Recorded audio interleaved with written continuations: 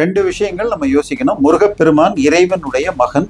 தொல்காப்பியத்தில் சேயோன் என்கிறது. சேய்னா மகன், சிவந்தவன் ஒரு இது சொல்லுவாங்க. இன்னைக்கு இந்தியால எங்க கல்வெட்டு கிடைச்சாலும் அதுல டேட் போட்டிருப்பாங்க பாருங்க. அதை எப்படி டேட் பண்ணுவாங்கன்னா, எல்டி லூயிஸ் டொமினோ சாமிக்கண்ணு பிள்ளை அப்படிங்கிற தமிழர், இவர் 1930களில் தீகா சார்பாக.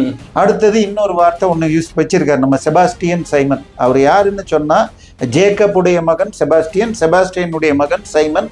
சைமன்கிறவர் சீமான்னு தன் பேரை மாத்திக்கிட்டு இருக்காரு. அவருடைய தம்பி இன்னைக்கும் பீட்டர்னு சொல்லிட்டு சாலி கிராமத்துல சர்ச்சு வச்சு. அடுத்தது அவர் பயன்படுத்துகிற வார்த்தை முப்பாட்டன். நீங்கள் யூத முப்பாட்டனை வழிபடுகிறீர்கள், அவர் வெறும் மனுஷர் தான் பைபிள் காட்டு.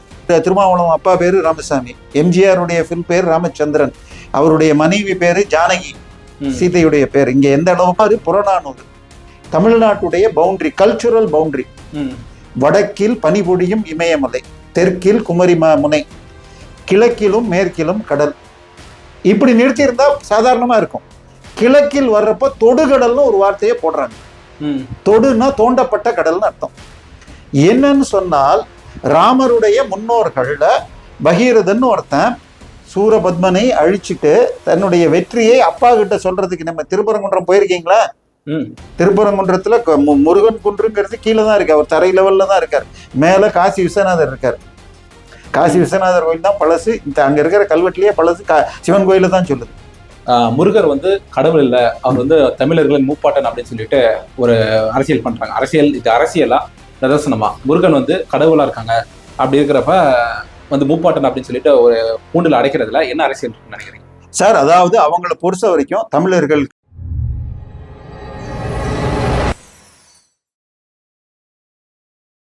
அனைவருக்கும் வணக்கம். மீண்டும் நம்முடன் இருக்கும் சிறப்பு அரசியல் அமைச்சர் தேவப்பிரியா அவர்கள். சார் வணக்கம். வணக்கம் சார். சமீபத்தில் ஆந்திராவில் ஒரு தெலுங்கு திரைப்படம், அதோட ட்ரெய்லர் பார்த்தீங்கன்னா, born in north worship in South அப்படின்னு சொல்லிட்டு ஒரு டைலாக் வந்திருந்தது. முருகன் வடநாட்டில் பிறந்தவர், தமிழ்நாட்டில் தான் அது கொண்டாடுறாங்க அப்படின்ற மாதிரியான ஒரு விமர்சனங்கள் வைக்கப்படுது. முருகர் உண்மையாலுமே எங்க பிறந்தார் சார்? ஏன்னா ஒரு விமர்சனம் என்ன வைக்கப்படுது, ஒரு பார்வை என்ன வைக்கப்படுது அப்படின்னா, கைலாயத்துல இருந்தா அந்த ஞானப்பழம் கொடுத்தாங்க, அங்கிருந்து கோச்சிக்கிட்டு தான் பழனிக்கு வந்தார் அப்படின்னு சொல்லிட்டு சொல்றாங்க, ஆண்டியாக அப்படின்ற ஒரு வரலாறுலாம் சொல்றாங்க. என்ன உண்மையாலுமே நடக்குது சார்? இல்ல, அதாவது ரெண்டு விஷயங்கள் நம்ம யோசிக்கணும். முருகப்பெருமான் இறைவனுடைய மகன். தொல்காப்பியத்தில் சேயோன் என்கிறது. சேய்னா மகன், சிவந்தவன் ஒரு இது சொல்லுவாங்க. ஸோ சிவனுடைய மகன். இன்னைக்கு கர்நாடகாவுடைய சீஃப் மினிஸ்டர் பேரு சிவகுமார். அதுக்கு முன்னாடி இன்னொரு சீஃப் மினிஸ்டர் பேரு குமாரசுவாமி. குமாரன் என்றால் முருகனை குறிப்பது. வேலன், கார்த்திகேயன், ஷண்முகன், ஆறுமுகன், இது மாதிரி பல்வேறு பெயர்கள் பல்வேறு எல்லோரும் வச்சுக்கிறாங்க. ஸோ இது இந்தியா முழுக்க வழிபாடு இருந்தாலும் முருகப்பெருமானின் வழிபாடு தமிழகத்தில் அது அதிகமாக இருக்கிறது, சந்தேகமே இல்லை. ஆனால் முருகப்பெருமானா இருக்கட்டும், எந்த வழிபாடு என்றாலும் தமிழனுடைய டிஎன்ஏ எது?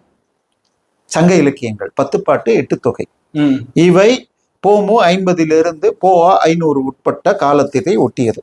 அதுல பரிபாடலும் கலித்தொகையும் கொஞ்சம் பின்னாடி வரும், அதுக்கும் பின்னாடியே போகும், 7-8 வரைக்கும் கூட போகும். நம்ம லேட் டேட்டே சொல்லுவோம். அவங்கள கேட்டா போமோ 500லாம் கொண்டு போவாங்க. இது என்னை பொறுத்தவரை சங்க இலக்கியத்தின் காலத்தை எப்படி குறிக்கணும் என்று 1968 அண்ணாதுரை தலைமையில் நடந்த உலக தமிழ் மாநாட்டில் திரு ஐராவதம் மகாதேவன் ஒரு கல்வெட்டை வைத்து கொண்டு சொன்னார். இது வரைக்கும் அதுக்கு மறுப்பு கிடையாது. அதாவது கரூர் பக்கத்துல இருக்கிற புகழூரில் ஒரு கல்வெட்டு கிடைச்சது. அந்த கல்வெட்டில் ஒரு இது சமண முனிவருக்கு ஒரு குகை வெட்டி கொடுத்த பேர் சொல்றப்ப 3 ராஜாக்கள் பெயர் வரிசையா வருது. 3 சேர மன்னர்கள், அப்பா, பையன், பேரன்னு 3 பேர் வருது. பையனுடைய காலத்தில் அவனுடைய மகன் வெட்டி கொடுத்தாங்கிற மாதிரி இருக்கு. ஸோ 3 அரசர்கள். இந்த இது புகழூர் கல்வெட்டின் காலம் போஆ 200 அப்படின்னு அந்த 1968, அது ஆன்லைன்ல இன்னைக்கு வரைக்கும் அந்த பேஜ் வேணா உங்களுக்கு தரேன். ஸோ அந்த 200ஐ ஒட்டியதுன்னு வச்சு அதை வைத்து கொண்டு சேரன் செங்குட்டுவன் காலம் என்னன்னு போட்டீங்கன்னா, ரஃப்லி போஆ 188 பிறந்து போஆ 243 இறந்தார் அப்படின்னு வருது. அதுல இருக்கிற பதிகப்பாட்டை வைத்து கொண்டார். இதன் அடிப்படையில் பாத்தீங்கன்னா சேர மன்னர்கள் அத்தனை பேருடைய வரலாறும் 10 இருக்கிறதுல இவருக்கு பிறகு ஒரு 10 தலைமுறை வாழ்ந்திருக்கு. சேரன் செங்குட்டுவனுக்கு பிறகு ஒரு தலைமுறை 25 வருஷம்னு வச்சுக்கிட்டீங்கன்னா 243 500 வரைக்கும் வரும். அதன் பிறகு மூவேந்தர்கள் இறந்த பிறகு கடையேழு வள்ளல்கள் இப்படி எல்லாம் வாழ்ந்திருக்காங்க. ஸோ 600 வரைக்குமே 550 600 வரைக்குமே சங்க இலக்கியம் போகும். பரிபாடலில் ஒரு பாடலில் புதுப்புணல் வந்ததாக ஒரு வருது. அதுல இருக்கிற இது பஞ்சாங்க குறிப்புகளை வைத்து கொண்டு இன்னைக்கு இந்தியாவில் எங்க கல்வெட்டு கிடைச்சாலும் அதுல டேட் போட்டிருப்பாங்க பாருங்க. அதை எப்படி டேட் பண்ணுவாங்கன்னா எல்டி லூயிஸ் டொமினோ சாமிக்கண்ணு பிள்ளை அப்படிங்கிற தமிழர், இவர் 1930களில் திக சார்பாக தமிழக சட்டமன்ற சபாநாயகராக இருந்தவர். அவர் எழுதிய எல்டி சாமிக்கண்ணு பிள்ளைன்னா புரியும், நான் வேணும் தான் பேரோட சொன்னேன். எல்டி சாமிக்கண்ணு பிள்ளையுடைய பஞ்சாங்கம் 2000 வருஷ பஞ்சாங்கம்னு எழுதின புக்கை வச்சுதான் டேட் பண்ணுவாங்க. இன்னைக்கும் எந்த கல்வெட்டு கிடைச்சாலும் அவர் இந்த பரிபாடலை வைத்துக்கொண்டு இந்த பரிபாடல் போ 634 ஜூலை 27 தேதியை குறிக்கிறதுன்னு சொல்லியிருக்கார். அதே மாதிரி இது சிலப்பதிகாரத்தில் கண்ணகி மதுரையை ஏற்றது 8ஆம் நூற்றாண்டு ஒரு டேட் சொல்லியிருக்கார். சரியா?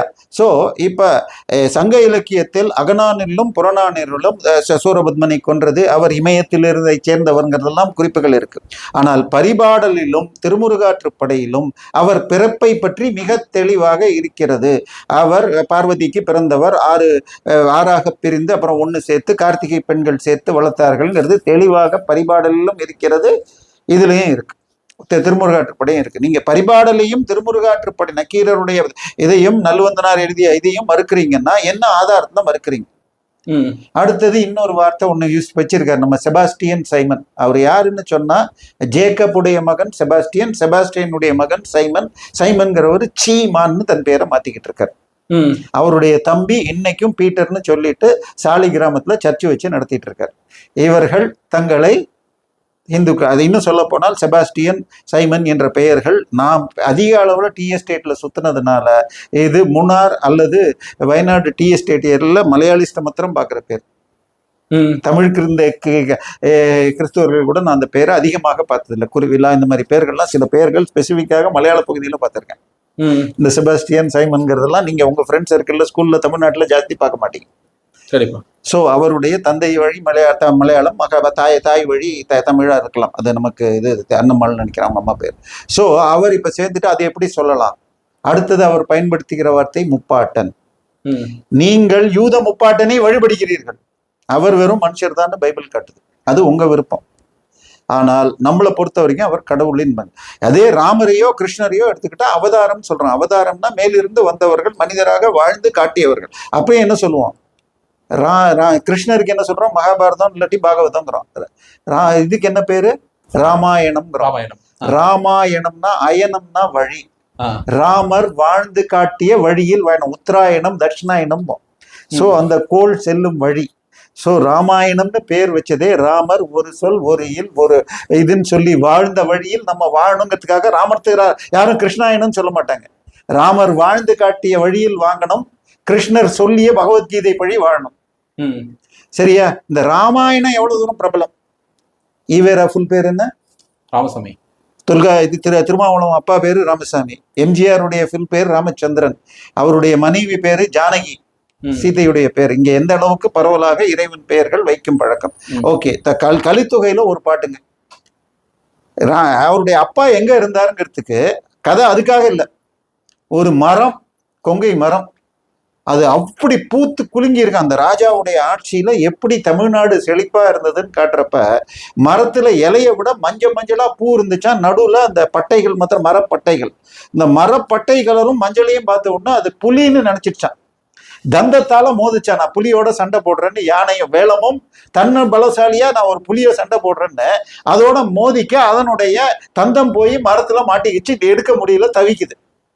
இதை எப்படி இது பாட்டு எழுதப்பட்டதே எதுக்குன்னு சொன்னால் அந்த நாடு செழிப்பாக இருக்கிறது, பூல இலை தெரியாத அளவுக்கு பூ பூத்து பார்த்தா புலி மாதிரி தெரிஞ்சுது, யானை மாட்டிக்கிச்சுன்னு. இதுக்கு எதை உதாரணமா சொல்லியிருக்காருன்னா, சிவபெருமானும் பார்வதியும் கைலாய மலையில் இருக்கிறப்ப உமையோடு ஈரச்சடை கொண்ட சிவபெருமான் இருந்த பொழுது ராவணன் கையை தூக்கி மலையை தூக்க பாக்குறான்.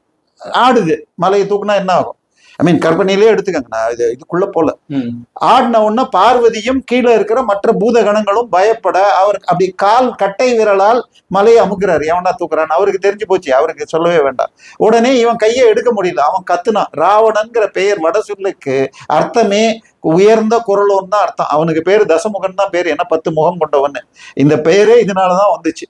இது வால்மீகில கிடையாது. இந்த கதை இதுல இருக்கு, கலித்தொகையில இருக்கு. ஸோ அதுலேயும் தெளிவாக சிவபெருமான் இருக்கும் இடம் இது கைலாயம்னு இருக்கு. ஸோ இன்னும் சொல்ல போனால் கங்கை சிவபெருமான் தலையில் இருக்கிறதுன்னு ஒரு 7-8 பாட்டுல இருக்கு.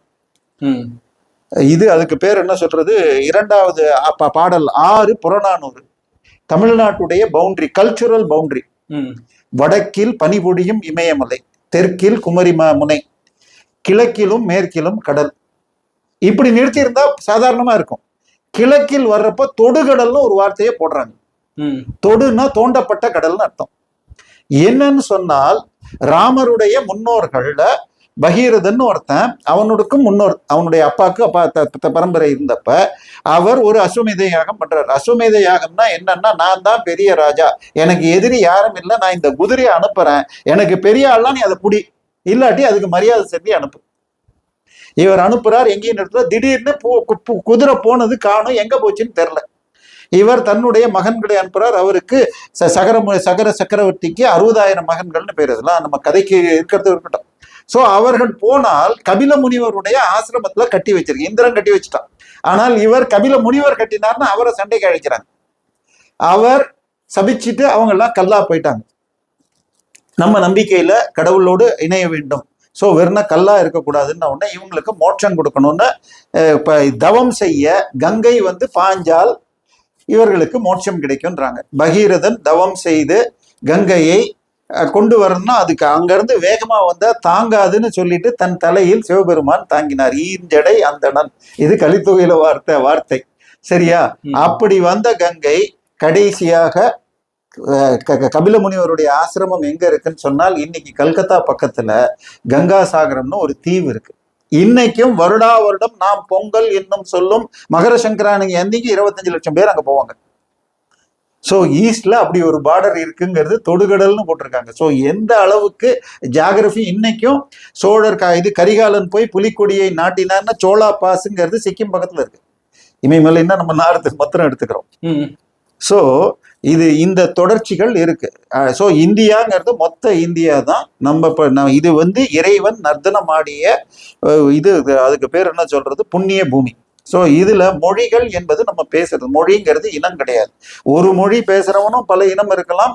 இந்தியா முழுக்க ஒரே இனம் தான். இன்னும் சொல்ல போனால் நீங்க போய் தேடி பார்க்கலாம். என்னுடைய நண்பர் திரு ராம்குமார் அவர்கள் இப்பொழுது இதுல அமெரிக்கால இந்த யூனிவர்சிட்டியில இதை ஜீன் ஆராய்ச்சி பண்றார். தமிழ் பிபிசியில திராவிட தமிழ்ல டிஎன்ஏ இருக்கான்னு சொன்னா 60,000 வருஷமா டிஃபரன்ஸே இல்லைன்னு எழுதின கட்டுரை இருக்கு. லிங்க் தரேன், தயவு செய்து போடுங்க. சோ இதுல தமிழ் கடவுள் முருகர் அப்படின்னு நீங்க சொன்னுங்க, தமிழ் கடவுள் முருகர். ஆனா யாராவது அரபிக் கடவுள் அல்லாஹ் தமிழ் கடவுள்னு சொல்ல முடியும். அதை பத்தி யாராவது கமெண்ட் அடிச்சிருக்கீங்களா? எதுக்காக அரபிக் கடவுளை வழிபடுறீங்க, எதுக்காக ஹீப்ரு கடவுளை வழிபடுறீங்க? ஏன்னா இயேசு என்ன சொன்னதாக இருக்குன்னா, நான் காணாமல் போன ஆடுகளாகிய இஸ்ரேலின் யூத மக்களுக்காக மட்டுமே அனுப்பப்பட்டேனே தவிர மற்றவர்களுக்கு இல்லை அப்படின்னே சொல்லியிருக்காரு. வேணும்னா வசனம் என்னோட நம்மளால சொல்லலாம். மார்க் 7 இருக்கு, இல்லாட்டி மத்தேயு 15 இது வருது. சிறபேனிக்க பெண்ணோட இன்னும் அசிங்கமா இருக்கும், அது வேண்டாம், நம்மளுக்கு பொறுத்த வரைக்கும் இது போதும். அதனால பிரச்சனை என்னன்னு சொன்னால், ஓகே அப்ப உங்களுக்கு முருக பக்தி இருக்காங்க. முருகனுடைய முதல் படை வீடுங்கிறது திருப்பரங்குன்றம். அவர் சூரபத்மனை அழிச்சுட்டு தன்னுடைய வெற்றியை அப்பா கிட்ட சொல்றதுக்கு நம்ம திருப்பரங்குன்றம் போயிருக்கீங்களா?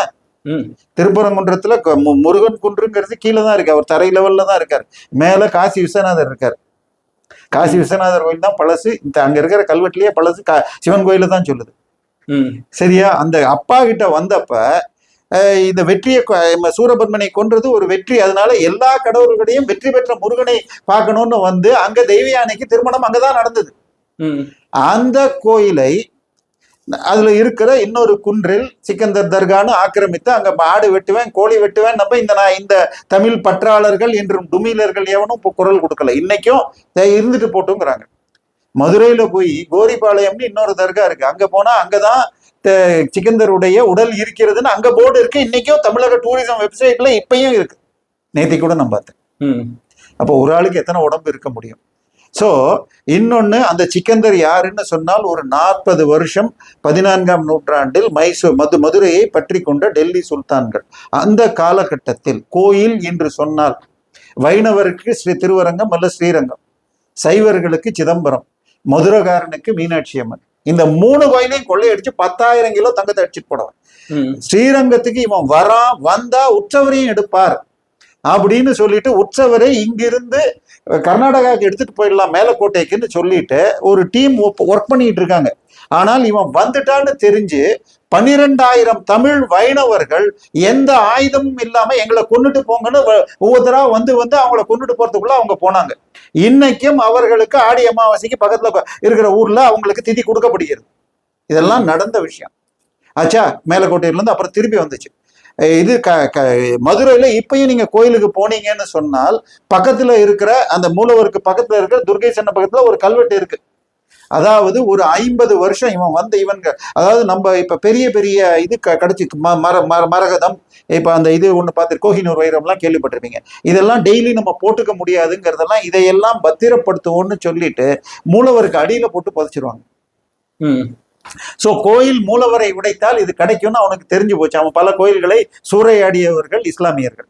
சோ இது வந்தா உடப்பான்னு தெரிஞ்ச உடனே இவர்கள் வருகிறார்கள்னு தெரிஞ்ச உடனே 4 இவங்க சேர்ந்து அந்தணர்கள் சேர்ந்து பூசாரி அந்தணர்கள் சேர்ந்து ஒரு டூப்ளிகேட் லிங்கத்தை முன்னாடி வச்சுட்டு பின்னாடி இதை மறைச்சிட்டாங்க. இத பண்ணிட்டு அது நடந்து சில ஒரு வாரங்களில் அங்க வந்து அதே மாதிரி இதை உடைச்சிட்டு அவன் போயிட்டான். இந்த உடஞ்சி போன டூப்ளிகேட் லிங்கத்தை தான் 48 வருஷம் வழிபட்டாங்க. அப்ப யாரோ ஒரு வயதானவர் 48 வருஷத்துல நான் சின்ன பையனா இருப்ப எங்க அப்பா சொன்னார் இந்த மாதிரி இருக்கு, இதை உடைங்க பிரிங்கன்னு. அந்த செவுத்தை உடைச்சா உள்ளுக்குள்ள ராத்திரி பூஜை பண்ணிட்டு போய் மறுநாள் காலையில திறந்தா எப்படி இருக்குமோ அந்த விளக்கு எரிந்து கொண்டிருக்கிறது, அந்த பூக்கள் வாடவில்லை. இது ரெக்கார்ட்ல இருக்கு. இந்த கல்வெட்டு ஒரு மூலையில இருந்தது, எம்ஜிஆர் வந்தப்ப சொன்ன உடனே இப்ப அந்த துர்கை சன்னதி பக்கத்துல இருக்கு. இன்னைக்கும் பார்த்தா தெரியாது, ஏன்னா அவங்க சுத்தி வர்றதுக்கு இப்படி வரணும் அப்படி வரணும்னு வழியை வைக்கிறதுனால பாதி பேர் பார்க்க முடியல. ஸோ இதே மாதிரி மதுரை மீனாட்சி அம்மனை கொண்டு போய் இதுல வச்சாங்க. அதுக்கு பேர் என்ன சொல்றது, கன்னியாகுமரியில வச்சாங்க உற்சவரை.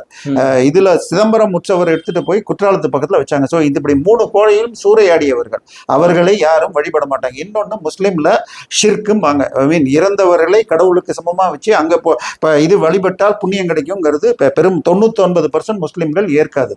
ஸோ தர்கா வழிபாடு அப்படின்னு நீங்க போட்டாலே யூடியூப்ல 100க்கு 100 வந்தா 99 தப்புன்னு தான் வரும். ஆனால் வேண்டும்னே தமிழர்களை இழிவுபடுத்தணும்னு அதை பண்றாங்க. இதை யாரும் கேட்கல.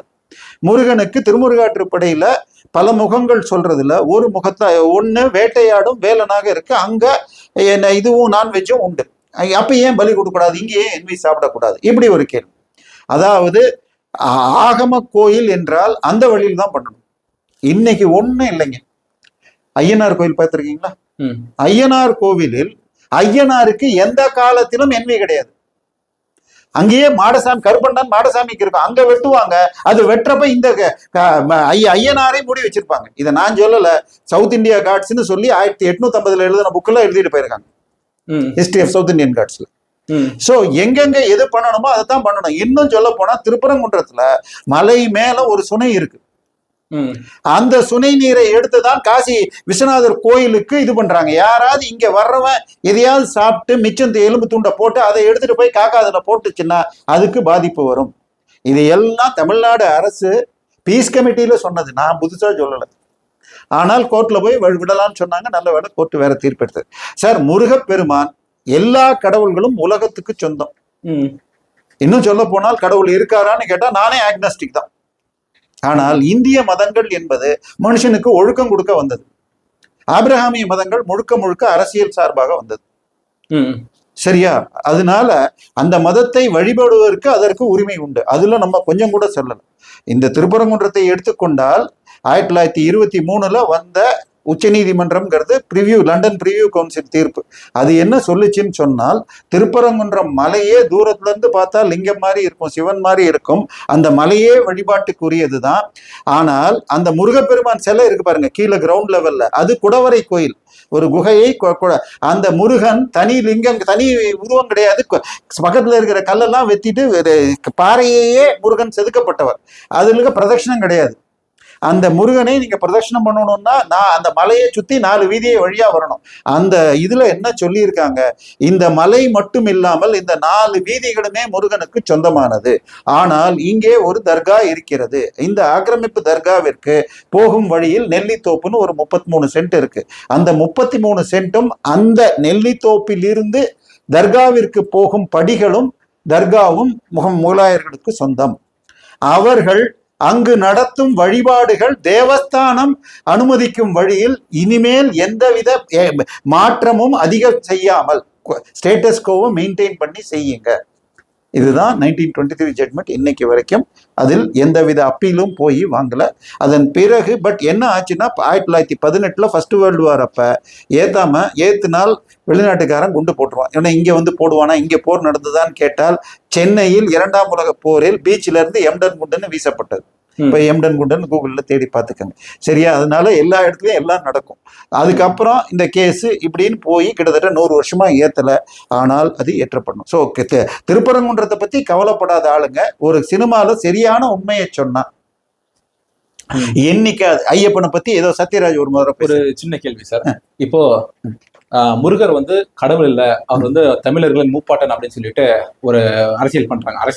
இது அரசியலா நிதர்சனமா முருகன் வந்து கடவுளா இருக்காங்க அப்படி இருக்கிறப்ப வந்து மூப்பாட்டன் அப்படின்னு சொல்லிட்டு ஒரு கூண்டில் அடைக்கிறதுல என்ன அரசியல் இருக்குன்னு நினைக்கிறீங்க சார்? அதாவது அவங்களை பொறுத்த வரைக்கும் தமிழர்கள் தன் முன்னோர்களை வழிபட்டார்கள். அதுக்கு நடுகள் ஆதாரம் பாங்க. இந்த நடுகள் நான் உங்களுக்கு ஒரு 4-5 போட்டோவே அனுப்புறேன்.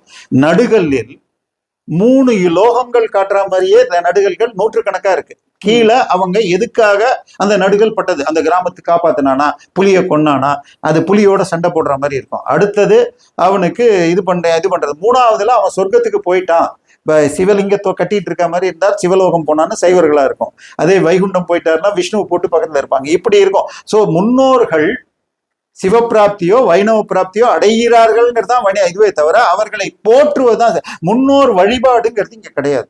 இன்னும் சொல்ல போனால் இறந்து விட்டால் இறந்தவரை கல்லாக பாவித்து 13 நாட்கள் அவர்களுக்கு செய்ய வேண்டிய காரியம் செய்து 13ஆம் நாள் மேல அனுப்புறதுங்கிறதா நம்மளுடைய மெத்தடாலஜி. இதை பத்தி அப்படியே புறநானூற்றுல தர்பையை போட்டு என்ன பண்ணுவாங்கன்னு ஔவையார் பாட்டிலேயே இருக்கு. நான் எதையுமே வெளியில இருந்து சொல்ல வேண்டாம். இன்னும் சொல்ல போனால் ஒவ்வொரு மாதமும் அமாவாசை அன்னைக்கு முன்னோருக்கு கொடுக்குறோம். வருஷம் அந்த கரெக்டான எந்த மாசத்துல போனாங்களோ அந்த திதிக்கு அவங்களுக்கு தேவசம்னு பண்ணுவோம். இதற்கு பேர் தென்புலத்தார் கடன்னு பேர். திருவள்ளுவர் ஒரு இல்வாழ்க்கை இருக்கவன் என்ன பண்ணணும்னு பிரிச்சிருக்கார்.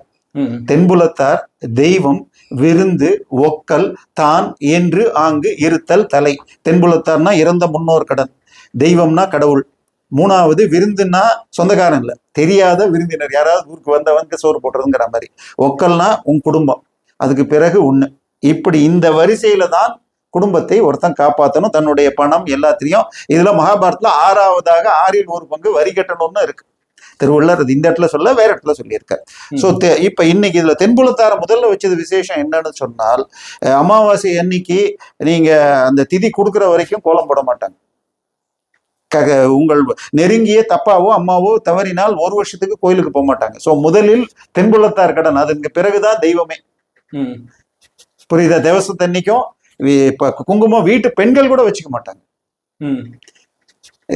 இது தேவசம் பண்ணி முடிச்சதுக்கு அப்புறம் அதுக்கு நமஸ்காரம் பண்ணிட்டு அதுக்கப்புறம் தான் வச்சுப்பாங்க. மஞ்சளை வேணா லேசா கீறிப்பாங்க பெண்கள் இதுக்காகன்னு சொல்லிட்டு. ஸோ இதெல்லாம் வைதீக ஆச்சாரமாக இருக்கிற சைவர் பிராமணர்கள் இல்லை, பிராமணர் தவிர நான் பலரையும் பார்த்திருக்கேன்.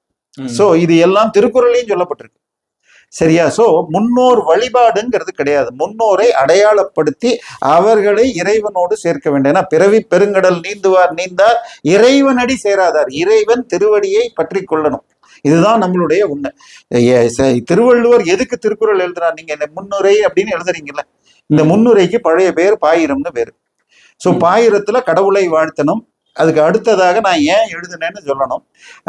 அதுல அதுக்கு திருவள்ளுவர் முதல்ல கடவுள் வாழ்த்து, அதுக்கப்புறம் கடவுளை போற்றுவது போல இயற்கையை போற்றுவதும் நமது வழக்கம்னு வான் சிறப்பு. மூணாவது நீத்தார் பெருமை. நாலாவதாக அவர் வைத்த அதிகாரம் ஏன் எழுதினேன், அரண் வலியுறுத்தல். அதுல முதல் குறளே சிறப்பு ஈனும் செல்வமும் ஈனும் அப்படின்னு இருக்கார். சிறப்புன்னு சொன்னால் உயிருக்கு சிறப்புங்கிறது மோட்சம்.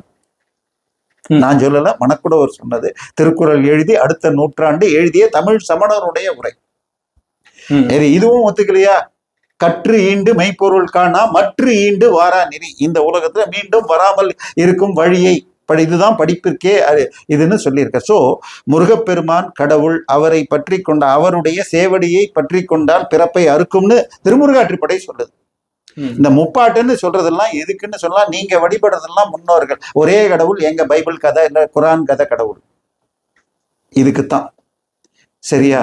பைபிளை எடுத்துக்கிட்டால் ஒரு ஆள் போய் கேட்பான் இயேசுகிட்ட, நல்ல போதகரே மோட்சத்துக்கு இல்லை அது என்ன வழியும்பா. அவர் என்ன சொல்வார், என்னை ஏன் நல்லவன் என்று சொல்கிறாய்ன்னு இருக்கும். ஆக்சுவலா அது டிரான்ஸ்லேஷன் தப்பு. பாவமற்றவரே உத்தமரேன்னா அப்படின்னு நானும் பாவம் பண்றவன் தான் சொல்லியிருக்கார். ஸோ அவர் முதல் 3 சுவிசேஷத்துல எங்கேயுமே தன்னை கடவுளாக பாவித்து கொண்டதாக இல்லவே இல்லை. இன்னும் சொல்ல போனால் அவர் உலகம் தன் வாழ்நாளில் அழியும் என்று எதிர்பார்த்தார். பைபிள் படியாக நீங்க இங்க இருக்கிறவங்க எல்லாம் இருக்கும் பொழுதே நட்சத்திரம் உளுந்துரும், சூரியன் வெளிச்சம் தராது, இதெல்லாம் இங்க இருக்கும் சிலர் உயிரோடு இருக்கும் பொழுதுன்னே மத்தேயு மார்க் 13 இருக்கும், மத்தேயுல ரிப்பீட் ஆயிருக்கும். ஸோ அவர் தன் வாழ்நாள் இதையே அவர் இறந்த பிறகு ஒரு 15 வருஷம் கழிச்சு மதம் மாறிய பவுல் என்ன எழுதியிருப்பாரு, இயேசுவின் 2வது வருகை மிகவும் சமீபத்தில் இருக்கிறது, அதனால் திருமணம் ஆனவர்கள் தன் மனைவியோடு உடலுறவு கொள்ள வேண்டாம். இதை நம்பி இருந்தா உலகத்துல கிறிஸ்தவரே இருக்க முடியாது. ஓகே. சோ அது கடவுளுங்கிற கதையை சொல்றாங்க, ஆனா அவர் சொன்னதை அவங்களும் நம்பல. ஸோ அவங்க நம்பிக்கை அவங்களுக்கு. ஏன்னா நான் இதை திருக்குறள் விவிலியம் சைவ சித்தாந்தம்னு திருக்குறளை இழிவு செய்வதற்காக கருணாநிதியோடு கூட்டு சேர்ந்து கொண்டு கத்தோலிக்க சர்ச்சு இன்றைய மதிப்பில் பல கோடி செலவு செய்து ஒரு PhD கொண்டு வந்து இன்னைக்கு 30 PhD அதை படித்து தொலைஞ்சு நான் பைபிளை பல காலமாக ரிசர்ச் பண்றேன். எனக்கு இன்னைக்கு பைபிளில் உலகத்தின் உச்சக்கட்ட கிரேக்க அத்தாரிட்டியான பார்த்தேர்மான் எனக்கு அவருடைய இதில் பதில் சொல்லியிருக்கார். அதே மாதிரி அவர் போன தலைமுறை, இந்த தலைமுறையில் டாப் 10 வரக்கூடிய டியூக்ஸ் பல்கலைக்கழகத்தின் மார்க் குட்டேக்கர், அவருடைய மனைவி சென்னையை சேர்ந்தவர். அவர் சென்னைக்கு வந்து விட்டு சாந்தோமையும் இதையும் பார்த்து சென்ட் தாமஸ் மவுண்டத்தையும் பார்த்து பிளாக் ஃபேஸ்புக்கில் எழுதின உடனே அதை ஷேர் பண்ண உடனே இதில் வந்து தாமஸ் வந்தது கட்டுக்கதைன்னு அவர் பதில் போட்டிருக்காரு. ஸோ என்னுடைய ரிசர்ச்சுங்கிறது நியூட்ரல், இதுதான், அதில் ஒன்றும் பிரச்சனை இல்லை. இது முப்பாட்டன் என்பது தெளிவாக, இன்னும் சொல்ல போனால் அஜித் பாட்டு என்னங்க பாட்டு, அது இது என்னது கணபதி பாப்பா மோரியான்னு வருமே, அந்த பாட்டுல வரியில முப்பாட்டன் முருகனே ஒரு வரி வரும். இதெல்லாம் திட்டமிட்டு இந்து மதத்தில் உள்ள கடவுள்கள் கடவுள் இல்லை, நீங்கள் முன்னோர்கள், இது பெருமைன்னு சில பேர் அப்படி பாஸ் பண்ணி விடுறாங்க. இது லாங் டேர்ம் பிளான். இது ஒன்னொன்னும் வரலாற்றில் நடந்தவை. இதை வந்து நீங்க எந்த காலம்ங்கிறது இருக்கு, கொஞ்சம் தொன்ம கலப்புகளும் இருக்கும். சார் பைபிள்ல 1% உண்மை இல்லை அப்படின்னு இன்னைக்கு ஒத்துக்கிறாங்க, நான் சொல்லல. இஸ்ரேல் ஃபின்கில்ஸ்டைன் எழுதிய நூல் தி பைபிள் அன்எர்த்ட் archives.org இன்னைக்கும் இருக்கு, யார் வேணாலும் எடுக்கலாம். அதனுடைய முன்னுரையில் அவர் சொல்வதை நான் சொல்லிடுறேன். The great saga that contained in the Bible. Great சாகான்னா பெரிய கதை அல்லது வீரக்கதை, பெரும் நாவல் அல்லது வீரக்கதை. that contained in the Bible, that God called Abraham from Babylon. இன்றைய ஈராக்கிலிருந்து அந்நியரான ஆப்ரஹாமை கானான் மண்ணிற்கு அழைத்ததும், அதன் பிறகு தன் மக்களை எகிப்திலிருந்து கூட்டி வந்ததும், deliverance of his people from Egypt and rise and fall of kingdoms of Judea and Israel are all not divine revelations but fruitful product of human imagination. இது 200 வருட தொல்லியல் அத்தனை அறிக்கைகளையும் படித்து இஸ்ரேல் தொல்லியல் துறை இயக்குனர் மற்றும் இஸ்ரேலின் தலைநகர் டெல்-அவிவ் பல்கலைக்கழக தொல்லியல் தலைவர் எழுதின நூல். இன்னைக்கு ஃப்ரீயா இருக்கு, எல்லாரும் படிக்கலாம். சோ மதங்களில் உள்ள வரலாற்றை தேடினா எல்லாத்துக்கும் ஆதாரம் கிடைக்காது. இதே பிரச்சனை மற்ற மதங்கள்லையும் வரலாம்.